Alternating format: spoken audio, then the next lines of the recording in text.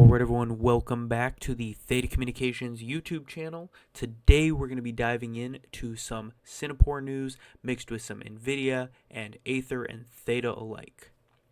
Alright, before we dive in, let us thank our Theta stakers as well as our Tfuel stakers over on TheTaCommunications.com. You all make this content possible, as well as make sure to like, share, subscribe, and comment down below to boost Theta-related content in the YouTube algorithm. All right, let's head on over to CNBC, where we see U.S. firms should comply with export controls following DeepSeek chip questions. So this is the U.S. trying to contain the flow of Nvidia H100s and various other high-performance chips to China. So the competition is heating up in the AI wars. We're truly entering a new era of innovation spawned by the ability to basically have an arms race on AI. So the big challenge with Nvidia right now, if we go over here to the Nvidia's backdoor to China, is that we see that a lot of the flows of Nvidia chips go through Singapore. So people are asking questions now about whether Singapore is acting as a backdoor to get chips to China. And we see another big conundrum is they are very worried about the physical infrastructure making its way into China, the actual H100s. But no one's talking about the marketplace structures that are within crypto, like Aether, Akash, and even we'll say Theta Edge Cloud, right? Where the physical hardware isn't directly from the source potentially. With Aether, we have a phone where you can access hardware from a cell phone device and run it remote viewing style like Google Stadia. So things like that present some challenges for some of these border control wars regarding AI, open sourceness as well too.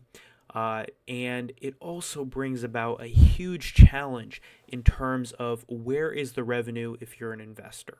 I think the All In podcast did a really good job highlighting a lot of these different things, and I think Travis hit it right on the head. He said exactly what we say on Twitter. He said this data for AI is the new oil, and it's going to be a cup that continually refills.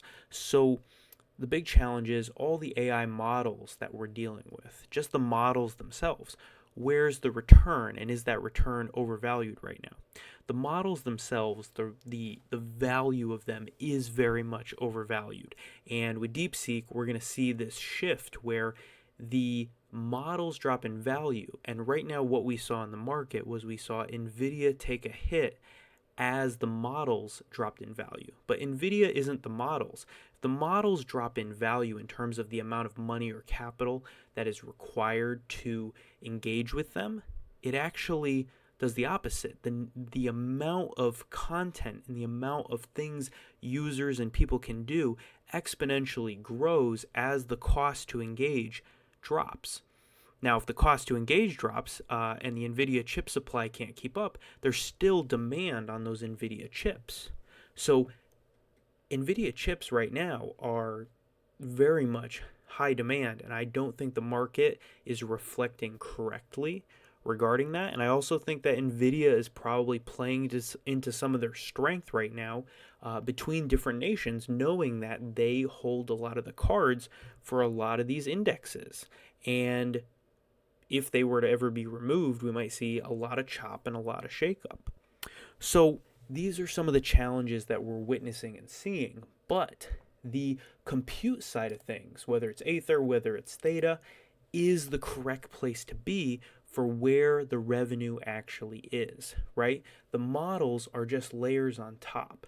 And with Theta Edge Cloud, with the compute layer underneath, that is truly where the value capture is. And that's going to be seen as we progress into, like I said, the AI arms race. The amount of capacity you have and the ability to compete efficiently and bring AI models cheaply to young minds who are going to be developing and building the next layers of society is going to be of the utmost importance. And right now, even if China can't physically access like good 4 nanometer or less chips, they can build and copy good 8 nanometer chips or 10 nanometer chips and do it effectively, efficiently, and at scale.